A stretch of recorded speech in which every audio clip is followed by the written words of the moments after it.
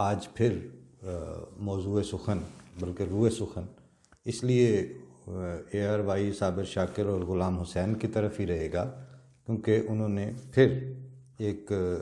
Programme میں زیادہ تفصیل کے ساتھ نسبتاً وہی بات، اسی مکاری، اتنی ہی جہالت اور ویسے ہی حقائق کو مسخ کرنے کے انداز میں جاری رکھی ہے، اور کچھ پوائنٹ اپنے دانست میں ناظرین کے سامنے انہوں نے رکھے اور صبر و تحمل اور برداشت کے مظاہرے میں احمدیوں کی اچھی نقالی کرنے کی کوشش کی ہے، لیکن وہ اس لیے کامیاب نہیں ہوئے کہ ادھر صابر شاکر ابھی وہ بنیاد ہی بنا رہا تھا کہ ہم بڑے متدین، باوقار اور حقائق پرست اور سب کو حقوق دینے والے، اور ساتھ اشارہ کر کے بتا رہے تھے کہ میرے سامنے یہ کرسچن ہیں جو کیمرہ مین ہیں۔ تو ان ساری کوششوں پہ جو ہی مائک انہوں نے غلام حسین کو دیا تو موصوف نے پہلے جملے میں ہی وہ پچھلی محنت صابر شاکر کی بھی ضائع کر دی۔ خیر یہ تو پھر ایسے ہی انہوں نے لیپا پوتی کا یہ سٹائل ہوتا ہے کہ ایک طرف وہ کہہ رہے ہیں کہ ہم اس طرح کے برداشت کرنے والے ہیں، ایسے ہم سب حقوق دے رہے ہیں، سب کے لیے حاضر ہیں اور وقت دیں گے، موقف بیان کرتے ہیں، حقیقت پسند ہیں، اور جو ہی مائک غلام حسین کے پاس جاتا ہے تو موصوف نے وہ ایم ٹی اے نے جو پچھلے دنوں سوال اٹھائے وہی ان کے ظاہر ہے اب گلے میں ہڈی کی طرح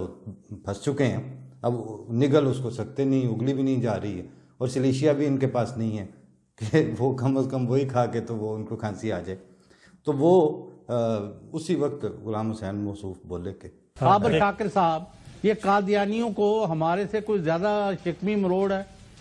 ہم نے کوئی ایسی بات گھڑ کے نہیں بتائی جو ان کا موقف ہے،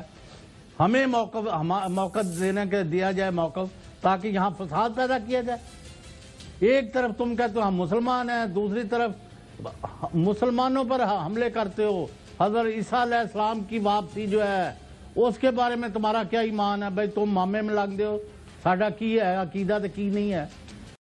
سانو پوچھتے نے حضرت عیسیٰ آن گے تو انہوں کی کہو گے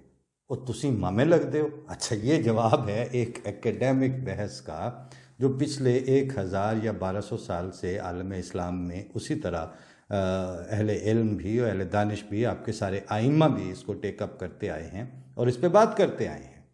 اور حضرت مرزا غلام احمد قادیانی کی پیدائش سے بھی پہلے آپ لوگوں کا ایک موقف بن چکا ہوا تھا، اور وہ سارے آپ کو اپنے گھروں سے یہ دیا جاتا ہے۔ یہ موقف احمدیوں سے تو گڑتی نہیں ملتی آپ کو کہ امام مہدی نے آنا ہے اور حضرت عیسیٰ نے نازل ہونا ہے آسمان سے، یہ گڑتی آپ کو آپ کے اپنے گھروں سے دی جاتی ہے، اور پچھلے 1500 سال سے آپ نے خود اس موقف کو اپنے اپنے گھروں، اپنے اپنے فرقوں اور اپنے اپنے دائروں میں مستحکم کیا ہوا تھا۔ آج اگر ایم ٹی اے کے اینکر نے معین طور پر آپ سے پوچھ لیا ہے تو کون سی کوٹھے پہ گاں چڑھ گئی ہے آپ کے؟ مسئلہ کیا ہے؟ اس کو بات کی طرح لیں آپ۔ اب ظاہر ہے ہمیں مجبوری ہے کہ ہماری تربیت پچھلے 100-125 سال سے جس طرح کر کے ہوئی ہے، اب ہم آپ کے مامے لگ دے ہو کہ جواب کا وہ زبان تو بہرحال نہیں استعمال کر سکتے، کیونکہ وہ فرق تو اب قائم رہے گا۔ ہم لوریوں کے طور پر یہ سنتے ہوئے بڑے ہوئے ہیں کہ